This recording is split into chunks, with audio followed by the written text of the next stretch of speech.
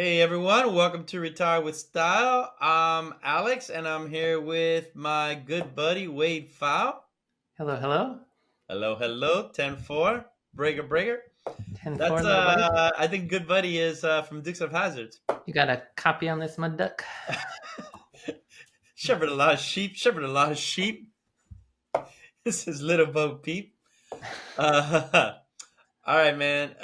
We're here continuing our, YouTube live session where we had questions that we're going through. And nothing to it but to do it, right, man? That's right. Let's keep moving on, moving forward. All right. So question coming in here is, okay. All right. I'd like to listen to a podcast about strategies when the older, higher earning spouse works until age 70, and the younger spouse, 7 years younger in my case, wants to retire early. I'm sure you do. Should I take my Social Security, given that my spouse has maxed his out, and therefore my survivorship benefits will be higher? My Social Security would be higher than half of his PIA, so spousal benefits would not apply to me. Okay. Yeah. I mean, this is a great question.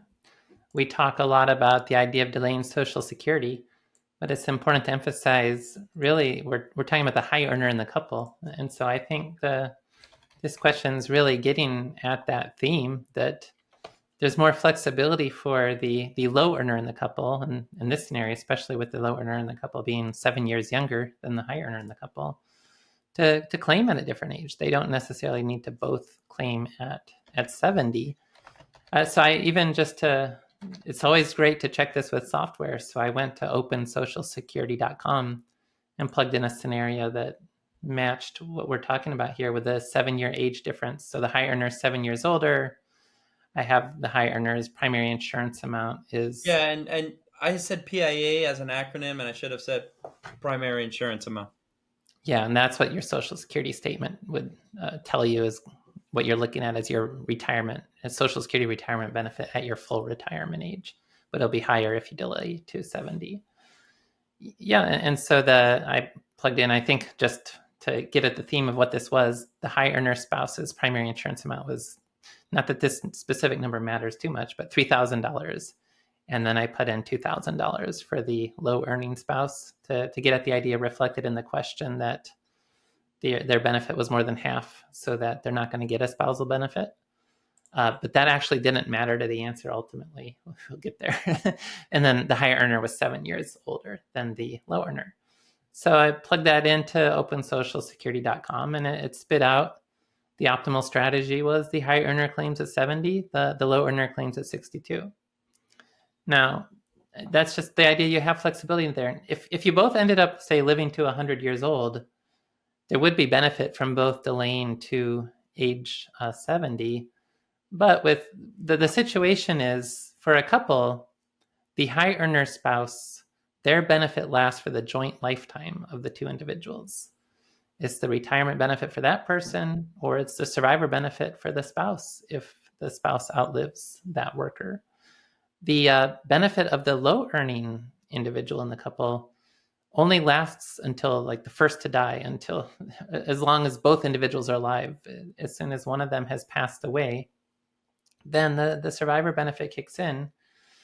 And so you just think about with the 7-year age difference as well, that low earner is not necessarily going to be at a very, not to be morbid or anything, but not going to necessarily be extremely old with that 7-year age difference when they may become the surviving spouse in that couple.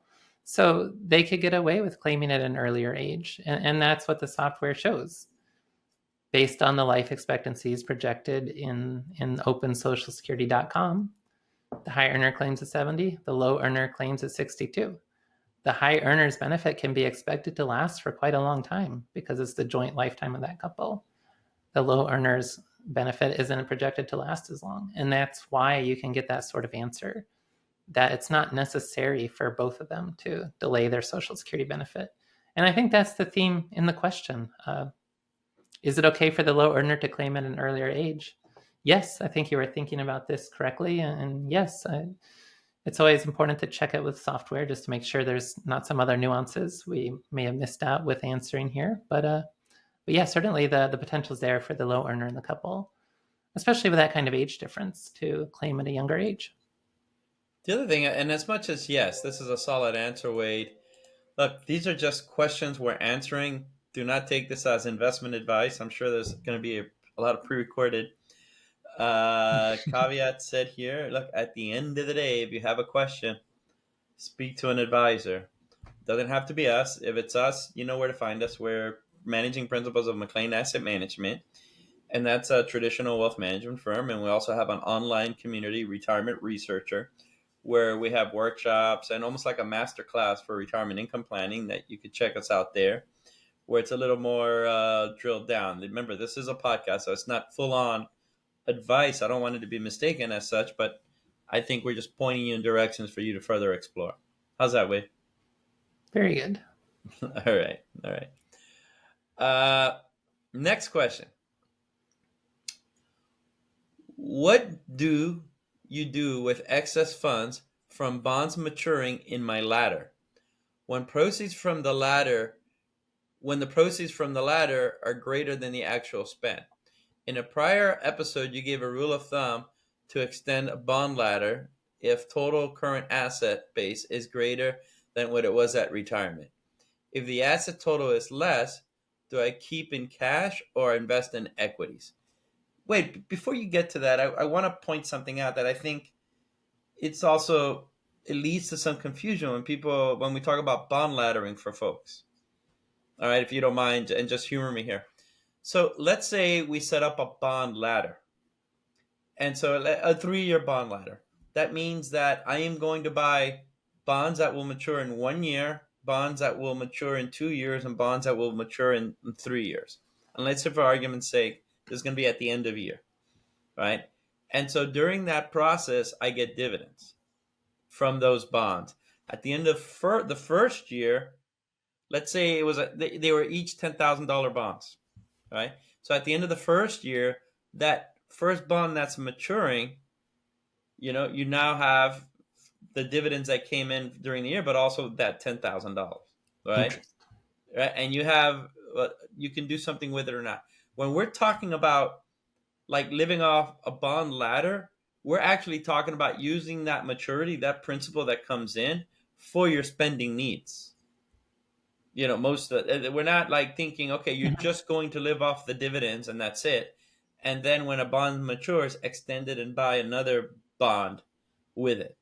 That's the distinction between a retirement income bond ladder. You're spending the proceeds versus just when people hear the term bond ladder, they might think you're going to, as the bonds mature, you reinvest them. Yeah, when we're talking about retirement income bond ladder, we're talking about you're actually using the proceeds. It would be, rates are higher, and I guess the math is the math, but it would be damn near impossible to get everything just from bond yields. And then it's kind of tricky in that sense because you're without being overly concentrated in one area, et cetera, et cetera, et cetera. So when we're talking about retirement income planning, we actually are spending the proceeds from the bonds maturing. How do you continue the bond laddering once you're out of years? It comes from like a portfolio or something, right? That's why that I just wanted to put that out there. And by something, I mean some asset base, some other asset base that you've been expecting to draw from, not just randomly. Oh wow, look at that. We'll take from here. Wade? Yeah, and so the question understands that nuance. It was kind of just a situation. Let's say no, I know. I was more. I think a lot of folks, when we've gotten questions when they talk about bond yields, they're like, "How can I do a ladder? The yields are so low right now that you get nothing for it." And I think they miss out that you're actually using the principal as well. Yeah, just like with the 4% rule for retirement income, it assumes you're willing to spend down principal. You're not just living off the interest and dividends of the portfolio. But so what the question was getting at was, in real life, you don't necessarily know how much you're going to need to spend. So what if I had set up that this year I've got $100,000 coming in from maturing bonds and interest payments, but I only ended up needing to spend $90,000. So I've got an extra $10,000 left over. What do I do with that? And just strictly speaking, the decision, so much of the, when we talk about research about retirement income strategies, there's strict rules that are followed just for the purposes of managing those simulations. In real life, things can be a little bit more fungible or flexible. I mean, just simply the 4% rule is a very strict interpretation of how people are going to spend in retirement. That won't really match real life considerations about just having flexibility or not. Every year, your budget doesn't increase precisely for the inflation rate in the economy. It's a simplification. And so it's just strictly with what's researched with these types of analyses, you would follow that decision rule. So if you did, well, in the purest sense of the research, you never have surplus funds because you built the bond ladder for exactly what you want to spend. Well, In in real real life, life, I don't have surplus funds either, Wade. So maybe well, there you go. art imitates life. But if we relax that idea, and you did have these surplus funds, like I mentioned, say you're planning to spend $100,000, you have bonds maturing with that, you only ended up needing to spend 90,000. What do you do with the $10,000? Well, I guess strictly speaking, you would apply the decision rule, which is like the question mentioned. If you're following, I'm going to extend the ladder if my portfolio balance is larger than where it was at the start of retirement. I'm not going to extend the ladder if my portfolio balance falls below where it was at the start of retirement. So in this case, you wouldn't extend the ladder. So that would mean you're investing it in your growth portfolio. The idea of you've got your bond ladder and you've got your growth portfolio. When there's a surplus of funds, I wouldn't use that to extend the bond ladder if my portfolio was falling short of its threshold according to that decision rule. So I would invest it in the growth portfolio. Now, with real life considerations as well, if it's not that big of amount of money and you feel more comfortable just holding it in cash or using it to extend your bond ladder, that's fine. There's no problem with making some minor deviations from these decision rules in real life. But if you were strictly following the decision rule, you would you would invest in your growth portfolio, not extend your bond ladder. And I would say this. I mean, this goes back to the 4% rule or these decision rules that we have. I mean, they're meant because you can operationalize the management of assets in a study or in some sort of investigation that can Mhm. obviously directionally show you what makes sense, what doesn't make sense from a strategy perspective. But at least McLean, for instance, we're well versed in all of these strategies. Wade is a managing principal here. We obviously know the research, and I can't think of anyone that's in some sort of automated strategy co-pilot kind of thing. It really is the discussion of, hey, what should we do this year with this and that, and yeah, there's these generalities of things we're implementing, but to think that if you're do it yourself or at home and to think you have to follow these things, by the letter of the law because that's the way it is and that's the way the research has shown that it is, etc., without thinking that you're never going to course correct on any of these things, give yourself some grace around that because that's just not how it is in real life. And also, even if you're not like course correcting, it's just your spending is going to fluctuate over time. And all financial planning software, whether it's Monte Carlo based or whether our funded ratio, it's really more the matter of you're entering your cash flows. It's accounting for taxes that you have to pay in those cash flows and income sources. And then whenever you need more distributions to meet expenses, it will take them from the investments. And it recognizes that the amount that will be distributed from investments will probably fluctuate quite a bit over time, even leaving out human flexibility to adjust what you're actually going to spend. But just do the natural nature of income sources changing over time, expenses changing over time, taxes changing over time. So that's why software doesn't usually talk about the safe withdrawal rate. It doesn't tell you, okay, the 4% rule is safe. It doesn't say anything like that. It just tells you either what's the probability that your plan's projected to work or what's your funded ratio, because it knows that there really is no such thing as talking about the safe withdrawal rate, because there's no such thing as a constant inflation adjusted spending Yeah, distribution there from there your have been, portfolio. and going back to software, just to put into light, Wade and I, look, we created a well-oiled Monte Carlo software program. We've created, RISA. We're well on our way to creating other things that we think are of great interest, such as in the funded ratio world, right? And the reality is, there's been many softwares, not many. That's the wrong way of saying it. There's been two or three providers that have tried to make a dent in the industry, taking the sustainable withdrawal rate research and creating a software solution around that and marketing it to advisors. And the reality, it's fallen flat, not because of anything of the software. I'm sure it's very good and it does what it needs to do. I would think it's fallen flat, and I define fallen flat by hasn't really taken the industry by storm. It's fallen flat because no one practically does that. And yeah, I may be generalizing by using the word no one, but the reality is, when you do it like that, you're sacrificing the humanness of it all. And at that point, you're missing the forest for the trees of why you're investing, et cetera, et cetera. Mm-hmm.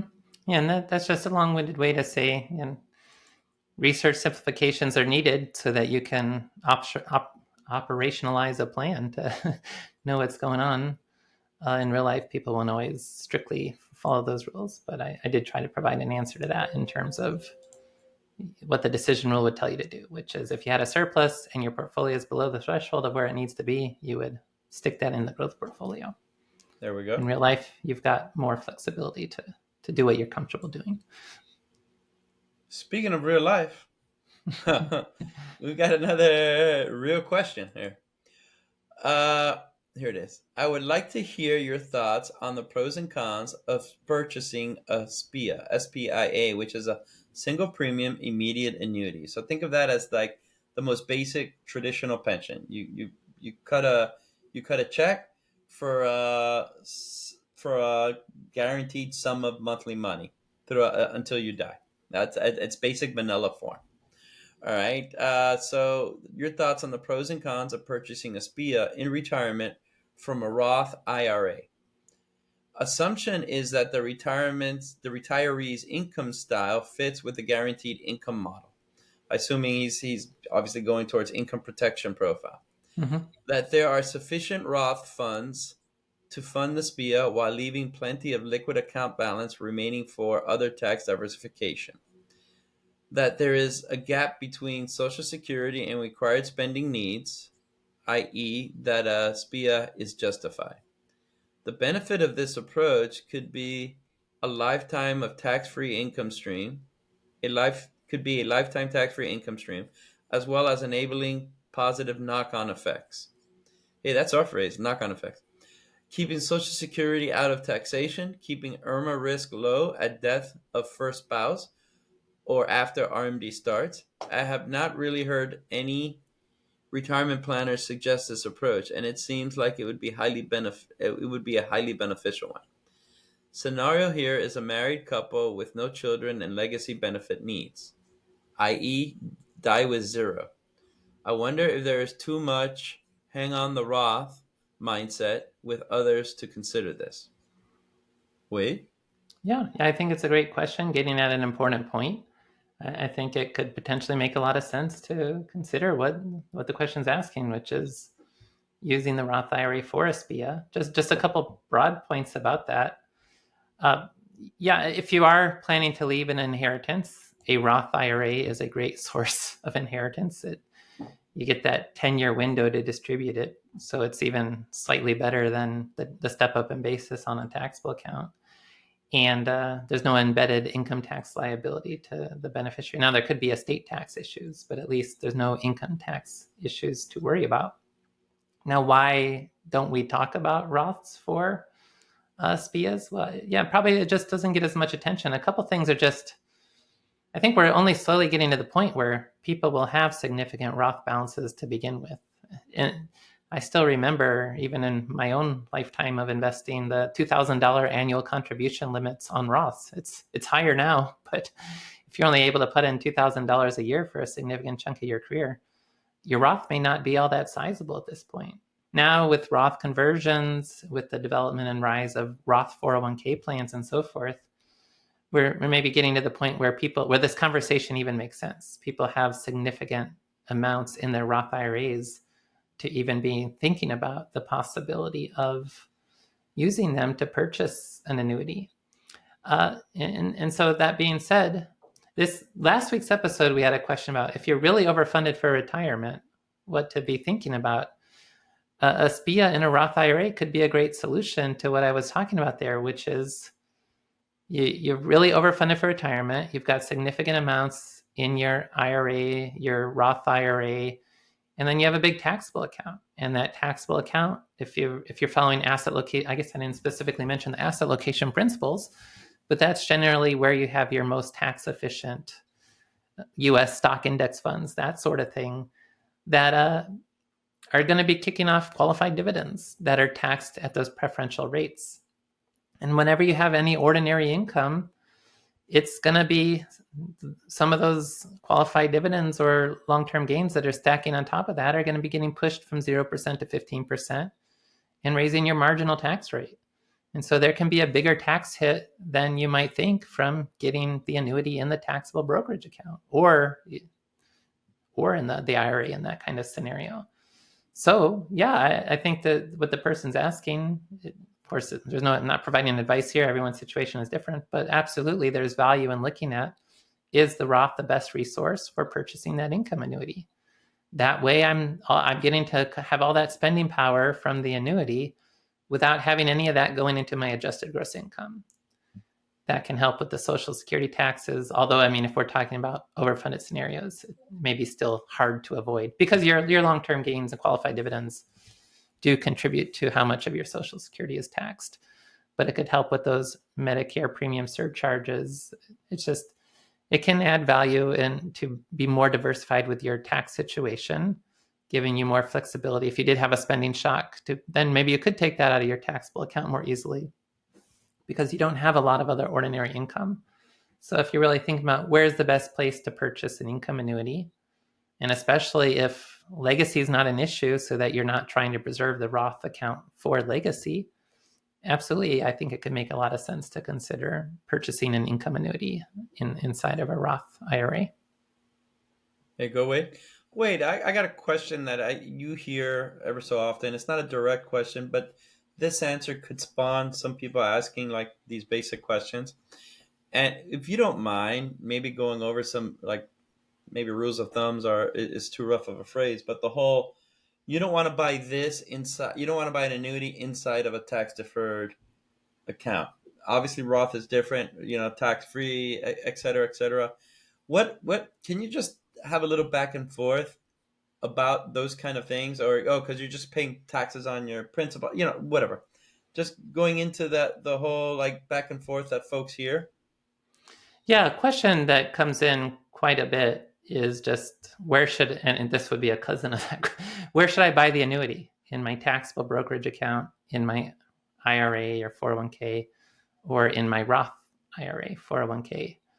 And the answer has to be a big, it depends.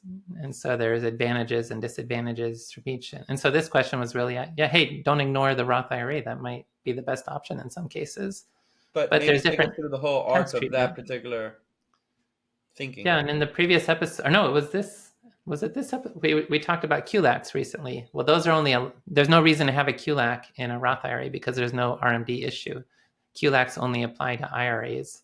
So anything coming from a QLAC or anything coming from an annuity in an IRA, as that income is distributed coming out of the IRA, it's taxed as ordinary income.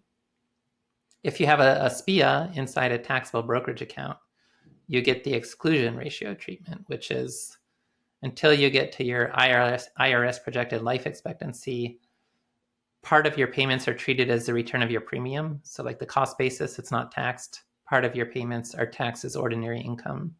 And then once you get past that life expectancy, 100% of the payments you receive are taxed as ordinary income. And you think they'd be the other way. They congratulate you for living so long and say, atta boy or atta girl, right? Yeah, or at least it'd be nice if you could have that treated as long-term gains, because if I bought an annuity that's over the long term, it really is more of a long-term gain than anything. But no, it's all treated as ordinary income. I was just like, hey, I did all the right things. I stayed healthy.